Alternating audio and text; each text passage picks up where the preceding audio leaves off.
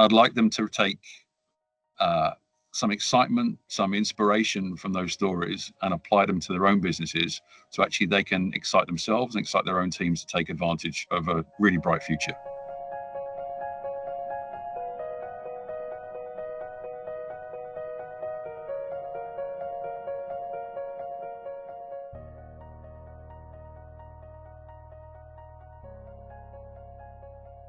If I think about the companies that I've worked for and the career that I've had, and I think about the characteristics that separate the winners from the losers over that time, I'd probably put it down to those individuals and companies that are constantly vigilant and are curious.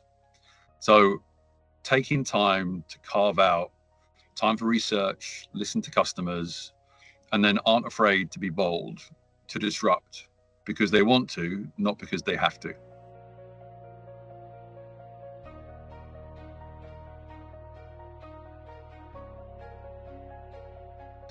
So AI is definitely going to have an impact on some roles and some professions, and there will be more versus others. I think that the lower level tasks and lower level roles are going to be impacted more than others. But this technology is evolving at such a rapid rate, it's really hard to tell. But that's the exciting part around AI as well.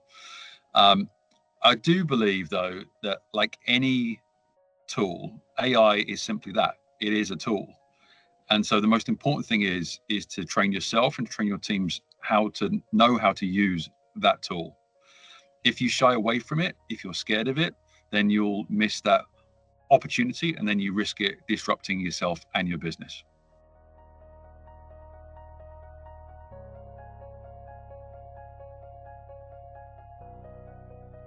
Cultural differences have a huge part to play in how successful your business is going to be.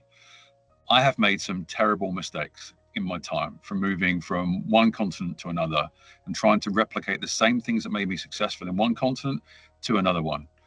And when I've made those mistakes, the best thing to do is to learn from them, to reflect. And what you have to do, you have to make sure that you are taking the time to understand your team, your partner, your customers, and reflecting how they do business into how you do business.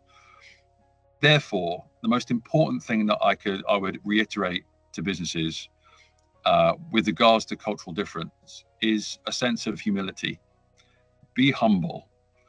Biggest mistakes I've made in my life is when I've been too gung-ho. I've waltzed into a region, replicating the same things that made me a success in that region, thinking that the world would bend to me. And actually, I need to bend to the world. And so if you take that time to understand your partners, your customers, your team better, actually, you will do better. And also, your partners, your team would be more open to learn from the experiences that you bring as well.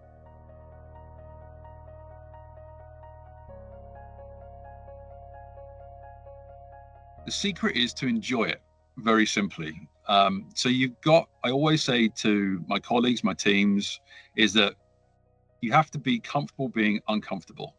And that sounds counterintuitive, but actually the high performing businesses I've ever been a part of and the high performing teams I've ever been a part of seek that difference out. They seek that change out.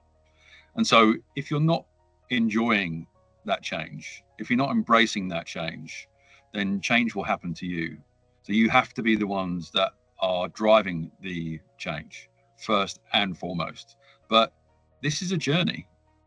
Most technological change, most change in business doesn't happen overnight. What you have to do is you have to paint a very clear picture of the future for your team, even if that is not certain, even if that is something that is cloudy, and help them understand there's a path to get there. So enjoy every step on that journey.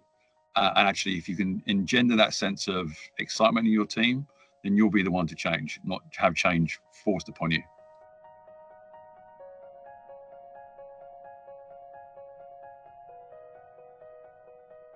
So I think when we ask that question, it's about how can global brands be resonant locally? So there are very few brands in the world that actually exist and are the same everywhere around the world. Essentially, a brand is, yes, it's an insignia for your business, but actually more than that, it is designed to create an emotive response. And that emotive response, like the cultural changes that we just made, or the cultural differences, is something that is very different region by region. So what you have to do is you have to create a global brand ethos and then adapt that ethos to every region that you are a part of. So look at some of the most successful brands in the world. You'll see them everywhere in the world, from every airport where you land. But the people that represent that brand or the messaging that surrounds that brand will be different. So again, just don't try to replicate global success. Be humble, be open, and translate the ethos of your brand to speak to consumers in different parts of the world in different ways.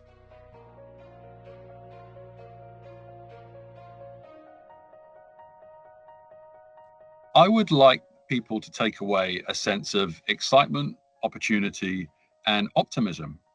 So if you are driving change, then you put yourself in a great position to take the opportunity from change. If you don't drive that change, you risk being changed. But that's a really exciting world to be a part of.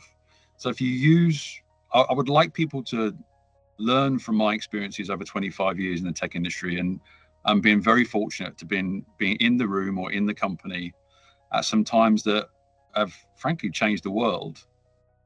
I never realized that at the time, but you look back, and what I would want my speeches and the people that see my speeches to understand is that this is not theory, this is history. And I'd like them to take some excitement, some inspiration from those stories and apply them to their own businesses, so actually they can excite themselves and excite their own teams to take advantage of a really bright future.